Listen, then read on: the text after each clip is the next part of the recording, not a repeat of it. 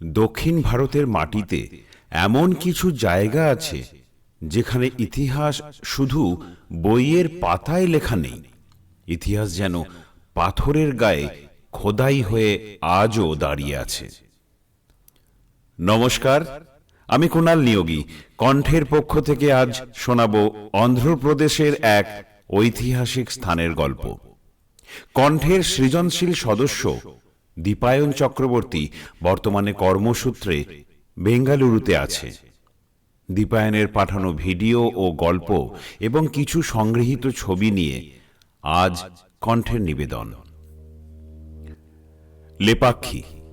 লেপাক্ষী একটি মন্দির, যার স্তম্ভে অসাধারণ ভাস্কর্য, যার ছাদে রঙিন চিত্র, যার স্থাপত্যে লুকিয়ে আছে বহু শতাব্দীর গল্প। আর সবচেয়ে আশ্চর্যের বিষয়, এখানে রয়েছে ভারতের অন্যতম ঝুলন্ত স্তম্ভ। মন্দিরে ঢোকার আগেই চোখে পড়বে বিশালাকার নন্দী মূর্তি। প্রায় 20 ফুট লম্বা এই একখণ্ড পাথরের নন্দী ভারতের বৃহৎ একশিলা নন্দী মূর্তিগুলির মধ্যে অন্যতম। কিন্তু লেপাক্ষীর গল্প শুধু স্থাপত্যের নয়, এর সঙ্গে জড়িয়ে আছে রামায়ণের এক হৃদয়স্পর্শী কাহিনীও। কথিত আছে, রাবণ যখন সীতাকে অপহরণ করে নিয়ে যাচ্ছিল, তখন বৃদ্ধ পক্ষীরাজ জটায়ু তাকে বাধা দেওয়ার চেষ্টা করেন। রাবণের সঙ্গে ভয়ঙ্কর যুদ্ধে জটায়ু আহত হয়ে এই অঞ্চলের মাটিতে পড়ে যান। পরে সীতার সন্ধানে রাম ও লক্ষ্মণ এখানে এসে জটায়ুকে দেখতে পান। জটায়ুর শেষ মুহূর্তে রাম নাকি বলেছিলেন, লে পক্ষী, অর্থাৎ উঠো পাখি। সেই থেকেই নাকি এই জায়গার নাম লেপাক্ষী। এটি অবশ্য লোককথা ও ধর্মীয় বিশ্বাসের অংশ। ঐতিহাসিকভাবে নামটির উৎপত্তি নিয়ে অন্য মতও রয়েছে।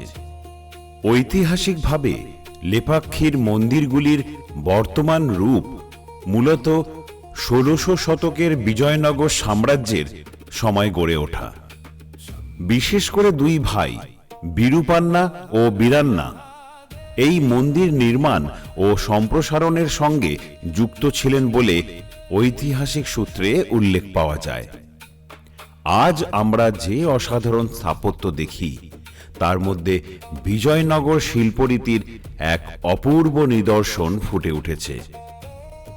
প্রতিটি স্তম্ভ যেন একজন দক্ষ শিল্পীর হাতে তৈরি একটি পাথরের কবিতা।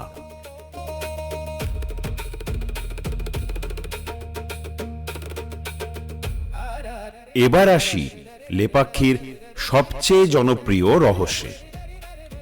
এখানে একটি স্তম্ভ মাটিকে পুরোপুরি স্পর্শ করে না। স্তম্ভের নিচ দিয়ে একটি পাতলা কাগজ বা কাপড় সরিয়ে নেওয়া যায়। তাই একে বলা হয় হ্যাঙ্গিং পিলার বা ঝুলন্ত স্তম্ভ। কিভাবে এত ভারী পাথরের ছাদ এমন একটি স্তম্ভকে ছাড়াই দাঁড়িয়ে রয়েছে, এটাই লেপাক্ষীর স্থাপত্যের অন্যতম বিস্ময়। তবে এটি কোনো জাদু নয়, প্রাচীন স্থপতিদের অসাধারণ স্ট্রাকচারাল ইঞ্জিনিয়ারিং এবং ভার বন্টনের কৌশলের ফল।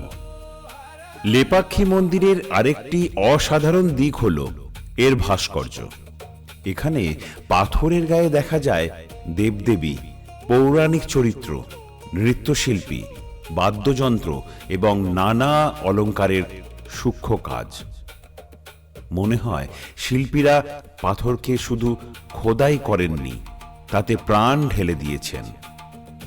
আর মন্দিরের ছাদে রয়েছে প্রাচীন চিত্রকর্ম, যেখানে রামায়ণ, মহাভারত ও পুরাণের নানা কাহিনী রঙের মাধ্যমে ফুটিয়ে তোলা হয়েছে। লেপাক্ষীর প্রধান আকর্ষণগুলির মধ্যে রয়েছে বীরভদ্র মন্দির।